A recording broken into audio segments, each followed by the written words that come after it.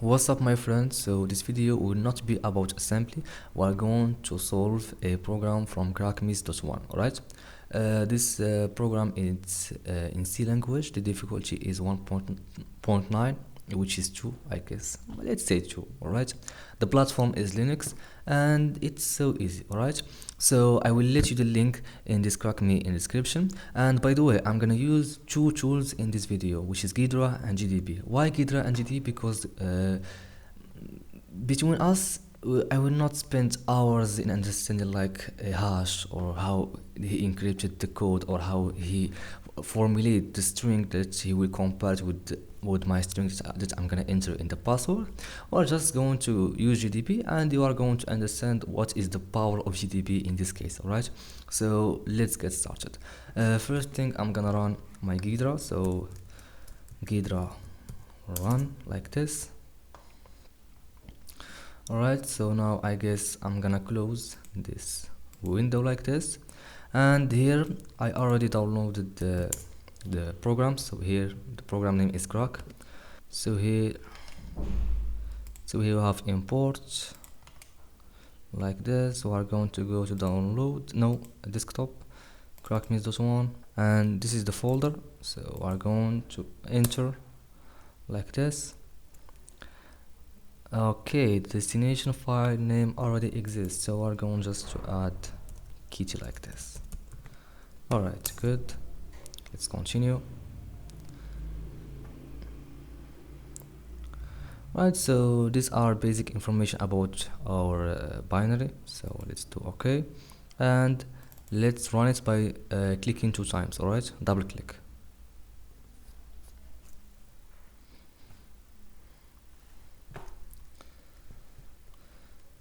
Alright, let's analyze. Yes, analyze, and it will take some time. As you can see here, it's loading. Alright, good. So we're going to go first thing before going into Ghidra, you need to do 2 things. So the file command, the file, it will give you just information about this file, what is the type of this file, is it stripped or not. Alright, as you can see, it's ALF 64-bit. Alright, executable, as you can see, dynamically linked, not stripped. Alright, so what is mean not stripped? That it means that you are going to see the name of the function and a lot of information. Alright, then the second thing that you need to do is call the strings. The strings, it will give you any string in this binary. Alright, so as you can see here, we have the section of the memory, as we can see. Alright, we have this, we have the result, bad kitty or either good kitty.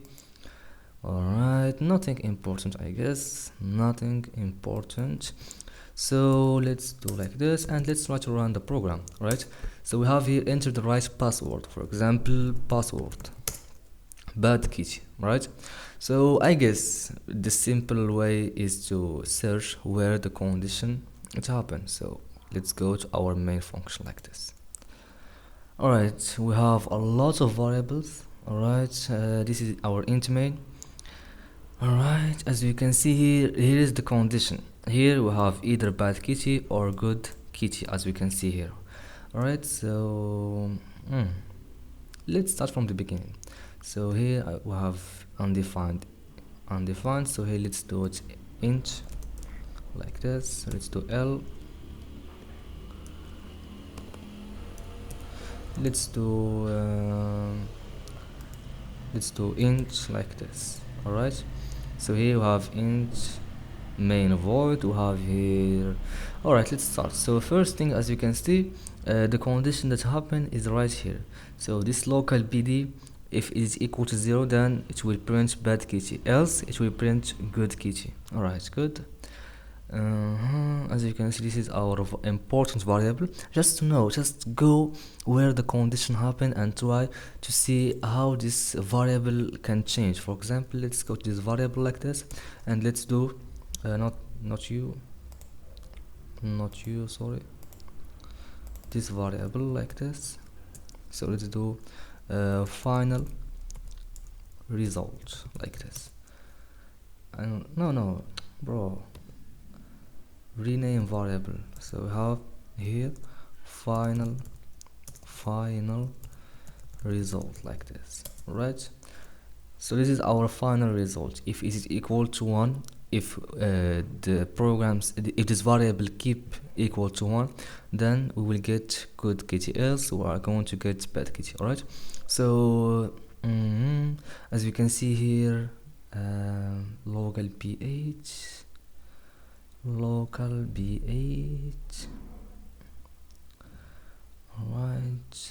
alright, so let's start. We have local 20. We have this function. Let's enter this function, nothing fancy. It returns the local age, which is alright. We are going to come back later. Bro, come back. And as we can see here, also we have this factorial function. Nothing fancy. If 0 is less than parameter 1. Alright, let's continue. Alright, so here we have a do while. So here we have while var3 doesn't equal h. Alright, and I need to see where it print the message enter hello world, enter the password, sorry. As you can see here, we have local 8811. I guess this is our string, because as we can see here, we have our write, then here write, then here read. Here where he is reading my password. So I guess here he is writing the message that we get in the first when we run the program. Alright, so let's try to see. As we can see here, if we hover on this, or let's hover on this, we have here, bro, come on, let's stay hover. Alright, so if we hovered on this hexadecimal value, we are going to see sharp equal to password, as we can see here. Alright, so let's hover. We are going to see password, but it's flipped because of little endian. Alright, and here as we can see here, if we hovered on this hexadecimal value, we are going to see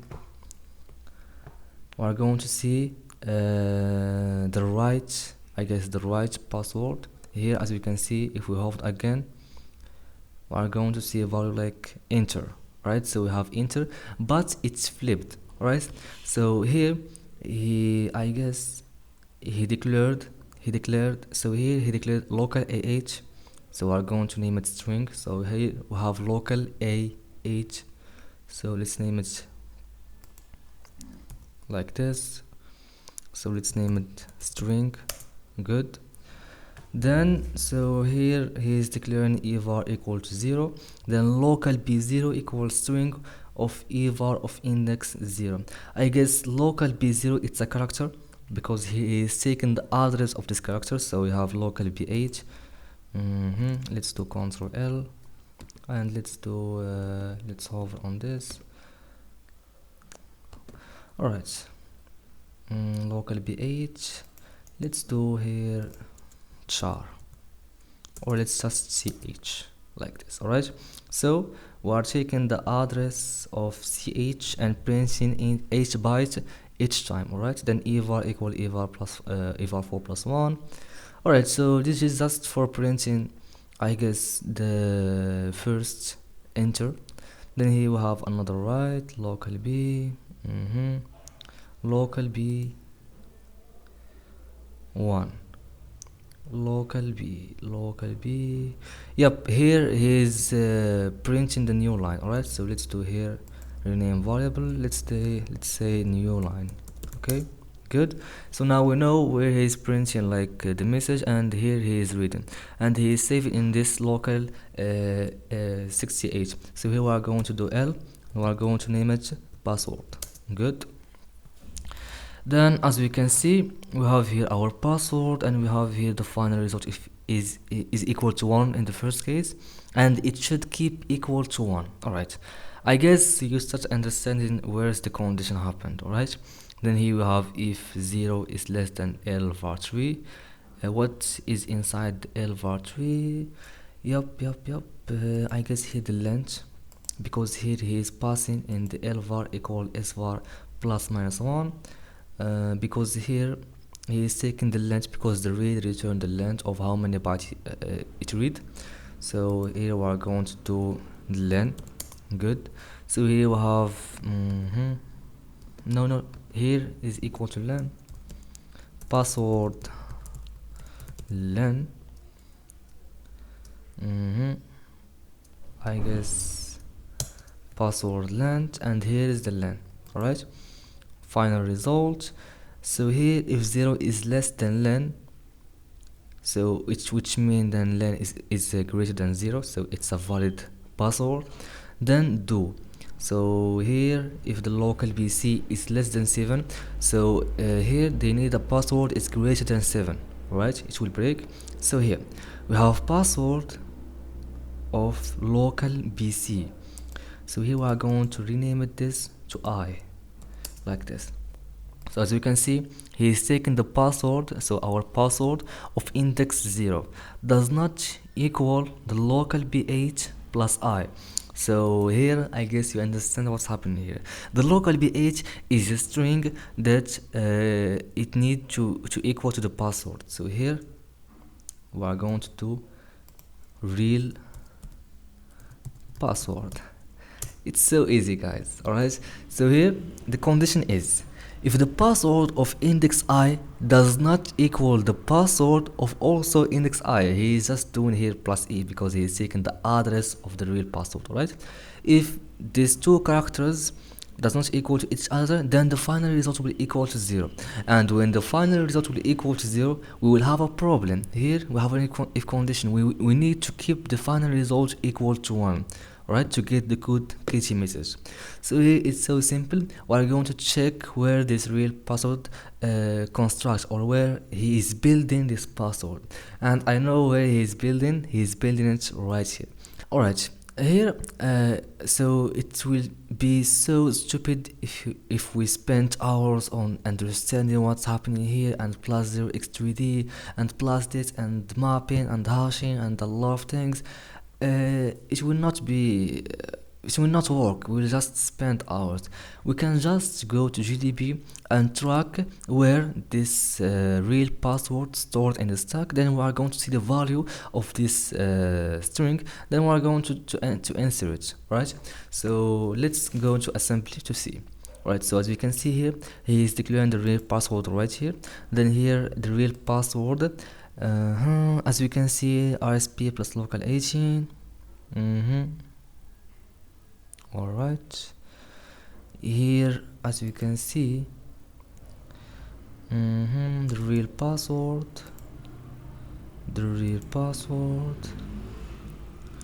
We need to see, as we know, he is saving this password in the stack in the local variables of this function, which is the int main. So he is giving it an offset. So we need to find this offset.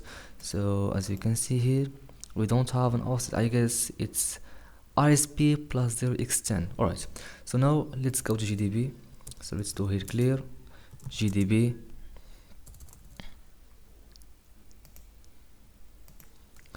Alright, so let's do GDB and the name of the program. Right, I'm using chief extension because it show you a lot of things, a lot of information about stack, registers, and a lot of things. So just we're going to do break at the main. Good. Then what we are going to do, just run. Good. So as you can see here, we have a lot of information. We have the registers. We have here the stack, we have here the code. Alright, so we have here ni. Right, here is the prelog of the function. Alright, here is the calling the function p. I don't know how to spell it. He is calling this function right here. Then we're going to do ni. So as you can see, he is saving the result of this function, because as we said in each video, the return value of each function is saved in the RAX. So he is saving the value from the RAX in the RSP plus 0x10. This is a good information because as you can see, here is the address of the real password in the stack. So we can just track this what is inside this address, which is RSP plus 0x10 right here. I guess this. This is the place that we need to focus on. Alright, so let's just do ni. As you can see, also the result value of sbrt function, it's stored also in the isp plus 0 extend. Alright, so let's continue. He's taken the value also from the isp plus 0 extend and save it in the RDI, because we are passing this variable, which is the real password, to the factorial function. Alright, and also as you can see here, he is returning the value from the RX register to the ISP plus 0 extend, which is our real password variable. So let's continue. As you can see, let's continue.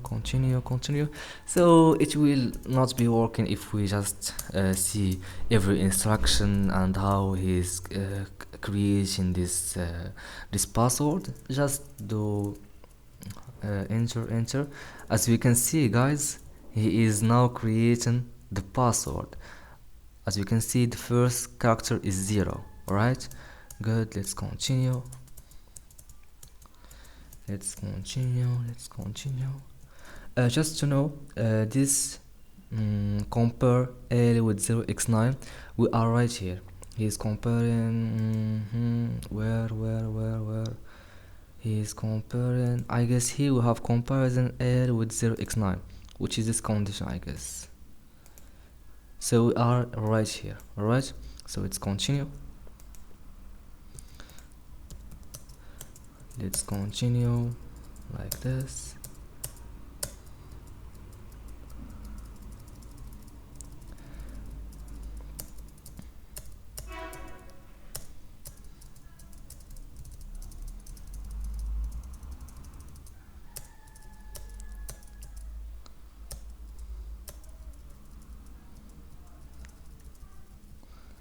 Alright, oh my god, we found our password.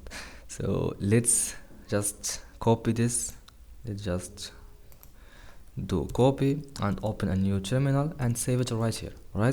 Alright, so this is our password. We are going to copy it, because why? Because we reached this instruction which is after this while loop. So now he is done with creating our password. Alright, so now we are just going to copy this password, and I guess it's not the same password. Sorry, let's do like this. So 0, oh okay, it's the same password. So let's do clear. No, not here. And 1 2 3, this is the right password. It's so easy. If you don't know GDB, you will spend hours and hours trying to understand how he created this password, and plus, equal, and a lot of hexa values. Just track the address of this variable in the stack, or in the stack using GDB, and you are going to find it, and it's so easy. Let's continue. And as we can see here, he's doing the comparison right here. So test len with len. If yes, jump equal to good kitty. So here he's printing the he's passing the good kitty message in the RDI. Then he's printed and it's done. Alright, so it's so easy, as we can see here. The tricky part is here. He is writing without showing you the string by just type it in the hexa values. Alright, then here he's written the password. So let's just try to read the code again. So as we can see here, we have a lot of variables. Good. Here he is calling two functions, and he is saving in his two functions the value in the real password. Good. Then here we have a do while function. Here where is he creating our password, our real password. Right. So what we have done in this video, we tried to track this real password address in the stack. As we can see here, his address in the stack RSP plus 0x10. Alright, then we wait for him to finish creating our password. Then we just copy it from here and paste it in the program. Alright, here as you can see here, he is trying to hide that this is a string that he show us in the first of the program, which is into the right password, as we can see here. Then here do while to print the message. Then here we have printing a new line. Then here he's reading the password and save the line in password line. Here is the important thing: the final result is equal to 1. We need to keep this final result equal to 1, because here, if he found that a one character does not equal to the real password, he will set the final result to 0. Then the condition will be true here. Then the condition will be true right here, and he will print bad kitty. Alright, so this is the simple way. Let's try to enter a wrong password, for example, the same password, but let's change here to 9, bad kitty, as we can see here. Alright, I hope you enjoyed this video and you learned something, how to track a variable using the GDB, and how to analyze static analyze using Ghidra. And that's it. See you in the next video. Peace.